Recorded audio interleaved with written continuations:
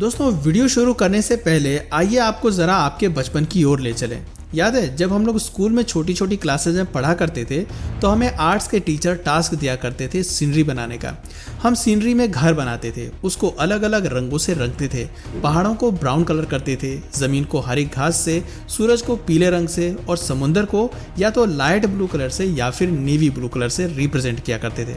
गौर करने वाली बात यह है कि हम लोगों ने बचपन में हर चीज़ के ऊपर ढेर सारी चित्रकारी दिखाई। कभी सूरज लाल रंग से रंग दिया तो कभी पहाड़ों का रंग बदल दिया, लेकिन हर समय एक चीज़ जो हमेशा कांस्टेंट रही वो थी समुंदर का नीलापन। समुंदर का नीला रंग सिर्फ एक रंग की पहचान नहीं बल्कि हमारे लिए एक तरह से हमारा बचपन है और हमारी कल्पना की पहली याददाश्त भी। पर बड़े दुख के साथ बताना पड़ रहा है कि हमारा समुंदर अब नीला नहीं रहा। हमारी बचपन की उड़ान जिसने हमें सपने देखने के पंख दिए उसका स्वरूप बदल रहा है, और वो भी हमारी लापरवाही की वजह से। अब आपके मन में ये सवाल आ रहा होगा कि हमने ऐसा क्या कर दिया कि समुंदर का रंग धीरे धीरे बदलना शुरू हो गया। तो वीडियो में बने रहिए क्योंकि आज का ये वीडियो आपको साइंस के मरीन बायोलॉजी के साथ साथ बहुत सी ऐसी बातें बताने वाला है जो आपको कल से ज़्यादा स्मार्ट बना देगी। तो इसी बात पर बिना वक्त ज़ाया करे चलिए शुरू करते हैं आज के एक और आँख खोल देने वाले एपिसोड को। दोस्तों पानी के कलर के बारे में जानने से पहले आपको ये समझना होगा कि आखिर में पानी नीला क्यों दिखता है। तो चलिए इसका जल्दी से रिकैप कर लेते हैं। देखिए इतना तो हम सभी जानते हैं कि सूरज की रोशनी और हर वाइट लाइट इंद्रधनुष के 7 रंगों से मिलकर बनी होती है जो सही कंडीशन में स्कैटर होकर ऑब्जर्व भी करी जा सकती है। अब जब यही रोशनी पानी के ऊपर पड़ती है तो पानी अपने अंदर लाइट स्पेक्ट्रम के रेड पार्ट्स को पूरी तरह से एब्जॉर्व कर लेता है, पर रेड वेवलेंथ को सोख लेने के बाद ग्रीन और ब्लू स्पेक्ट्रम कहीं ना कहीं पीछे रह जाते हैं। अब लाइट में मौजूद यही ग्रीन और ब्लू कलर्स फ्लोटिंग सेडिमेंट्स और वाटर पार्टिकल्स के साथ इंटरेक्ट करते हैं, जिसके बाद नॉर्मल सी रिफ्लेक्शन और रिफ्रैक्शन वाले प्रोसेस के बदले हमें दिखता है समुद्र का नीला रंग। आसान भाषा में कहें तो समुंदर द्वारा बाकी कलर्स को एब्जर्व करके नीला रंग रिफ्लेक्ट करने के वजह से ही हमें पानी नीला दिखाई देता है। लेकिन ऐसा तब तक ही होता है जब तक इस पूरे प्रोसीजर में कोई एक्सटर्नल फोर्स या इम्प्योरिटी इंटरवीन नहीं करे।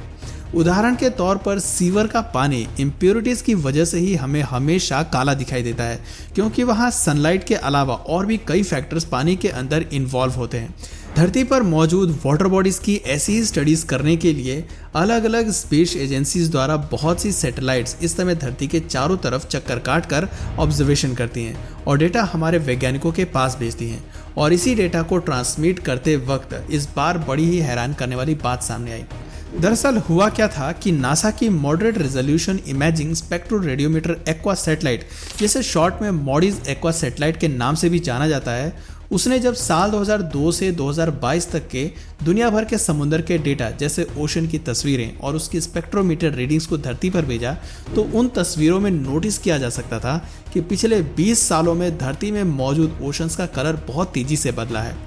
दरअसल देखा गया कि जो तस्वीरें सैटेलाइट ने धरती पर भेजी थी उन तस्वीरों के हिसाब से पिछले 20 सालों में धरती का आधे से ज़्यादा ओशियनिक हिस्सा, टू बी प्रिसाइज करीब 56% ओशन वाटर स्पेस से देखने पर नीले की बजाय हरा दिखाई दे रहा था। और ये बिल्कुल अच्छी बात नहीं है। जिनको नहीं समझ में आ रहा है ये फिगर कितना बड़ा है, उन्हें बता दें कि अगर हम धरती पर मौजूद सारे ज़मीन को एक जगह इकट्ठा कर देंगे और सबको जोड़ देंगे तो भी दुनिया भर की ज़मीन को मिलाकर बनने वाला वो महाद्वीप इतना बड़ा नहीं होगा जितने समुंदर का रंग पिछले कुछ सालों में नीले से हरा हो चुका है।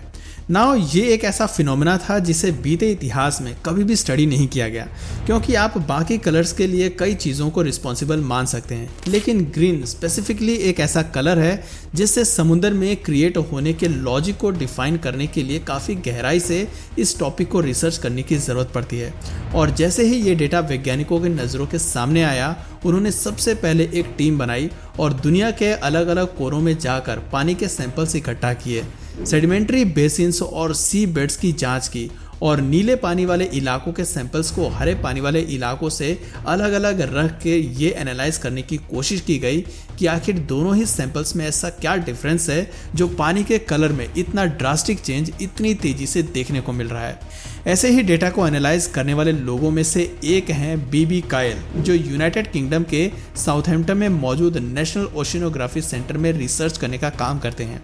और euronews.green में पब्लिश होने वाले इस आर्टिकल के लिए उन्होंने इस टॉपिक के ऊपर बहुत सी डिटेल्स शेयर करी। उन्होंने कहा कि हमारे पास जितना डेटा है उसके हिसाब से किसी ठोस वजह पर कंफर्मेशन के साथ पहुंचना तो सही नहीं है, लेकिन उनकी और उनकी कलीग्स द्वारा दी गई एनालिसिस के अनुसार इस चेंजेस के पीछे समुद्र के अंदर फाइटोप्लैंक्टन की तादाद का बढ़ना हो सकता है। नाउ फाइटोप्लैंक्टन क्या भला है, आइए इसे जानते हैं। तो फाइटोप्लैंक्टन आसान भाषा में माइक्रोस्कोपिक मरीन एल्गाई होते हैं, जिन्हें आप जमीन पर मौजूद पेड़ पौधों का सूक्ष्म रूप मान सकते हैं। ठीक किसी पौधे की तरह फाइटोप्लैंक्ट्स को भी ग्रोथ करने के लिए सनलाइट और कार्बन डाइऑक्साइड की जरूरत पड़ती है, जिसका इस्तेमाल करके ये न सिर्फ इकोसिस्टम में ऑक्सीजन छोड़ते हैं बल्कि अपनी ग्रोथ को भी बढ़ाते रहते हैं। मगर इनका काम समुद्र में सिर्फ ऑक्सीजन रिलीज करने तक ही सीमित नहीं है, क्योंकि ये माइक्रो ऑर्गेनिजम्स इन्वायरमेंट से नाइट्रेट्स, फॉस्फेट्स और सल्फर भी इनटेक करते हैं, जिसके बाद उन्हें कन्वर्ट करके यही जीव पानी के अंदर प्रोटीन्स, फैट्स और कार्बोहाइड्रेट्स का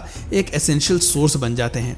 बेसिकली इनके एग्जिस्टेंस मरीन इकोसिस्टम के लिए बहुत ज़्यादा ज़रूरी है, क्योंकि ये न सिर्फ मरीन इकोसिस्टम में ऑक्सीजन को सप्लाई को मेंटेन करते हैं बल्कि बहुत से जीवों के लिए न्यूट्रिशंस की डाइट मेंटेन करने का ये एक वाइटल सोर्स भी है। मगर वो कबीरदास जी कह गए हैं ना कि अति का भला न बोलना, अति की भली न चूप, अति का भला न बरसना, अति की भली न धूप। यहाँ पर भी कुछ ऐसा ही हाल है। स्पेसिफिकली धरती के ट्रॉपिकल रीजन में बढ़ने वाले इस हरेपन के पीछे वैज्ञानिक धरती पर होने वाले क्लाइमेट चेंजेस को दोषी मानते हैं। उनके हिसाब से जिस तरह से हमारे एटमॉस्फेयर में लगातार ग्रीन हाउसेज गैसेस जैसे कि कार्बन डाइऑक्साइड रिलीज हो रही हैं, उन्हीं ग्रीन हाउसेज गैसेस के बढ़ते हुए स्केल की वजह से समुद्र में मौजूद ये फाइटोप्लैंक्ट्स इतनी एक्सटेंसिव ग्रोथ दिखा रहे हैं जो नेचुरल न होने की वजह से खतरनाक है। ज़मीन के ऊपर की अगर बात हो या ज़मीन के नीचे की, हर जगह बैलेंस का होना बहुत ज़रूरी है। लेकिन अगर समुद्र के नीचे क्लोरोफिल से भरे इन फाइटोप्लैंक्ट्स की तादाद हद से ज़्यादा बढ़ गई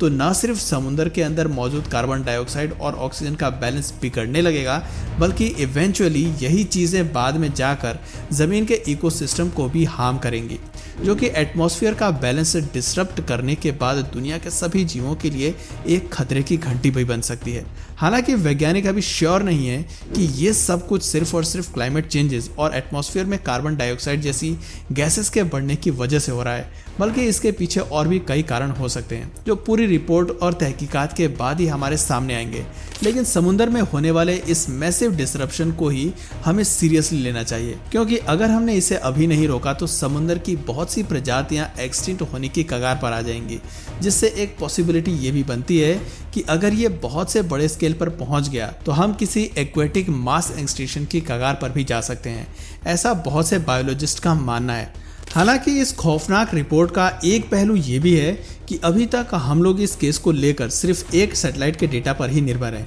और उसी डाउट को मिटाने के लिए 2024 में नासा एक और मिशन लॉन्च करने का प्लान कर रहा है, जिसका नाम पेस रखा गया है। इंटरेस्टिंगली इसका नाम का फुल फॉर्म है plankton aerosol cloud ocean ecosystem, और इसीलिए इस प्रोजेक्ट के लॉन्च हो जाने के बाद न सिर्फ हमें एक क्लियर और इन्हेंस डेटा मिल पाएगा, बल्कि हम आगे आने वाले समय में समुद्र की गहराई से संबंधित और भी बहुत से हैरत अंगेज चीज़ों को जान पाएंगे जिससे अभी तक हम अनजान रहे हैं। वैसे जाते जाते आपके लिए एक सवाल, और वो ये है कि फाइटोप्लैंक्ट्स कौन कौन सी चीज़ों को एब्जॉर्व करके प्रोटीन्स, फैट्स और कार्बोहाइड्रेट्स में कन्वर्ट करता है। जवाब वीडियो में छुपा है, देखते हैं सबसे पहले उसे नीचे कमेंट सेक्शन में कौन बताता है। तो दोस्तों आज की इस वीडियो में बस इतना ही। अगर इस वीडियो से आपको कुछ नया जानने या सीखने को मिला या फिर इंटरेस्टिंग लगा तो प्लीज़ इस वीडियो को एक लाइक करके अपने फ्रेंड्स और फैमिली में से ज़रूर शेयर करें, और यदि आप इस चैनल पर नए हैं तो प्लीज़ इस चैनल को सब्सक्राइब करके बेल नोटिफिकेशन आइकन को ऑन कर लीजिए ताकि हमारे आने वाले वीडियोज़ आप मिस ना करें।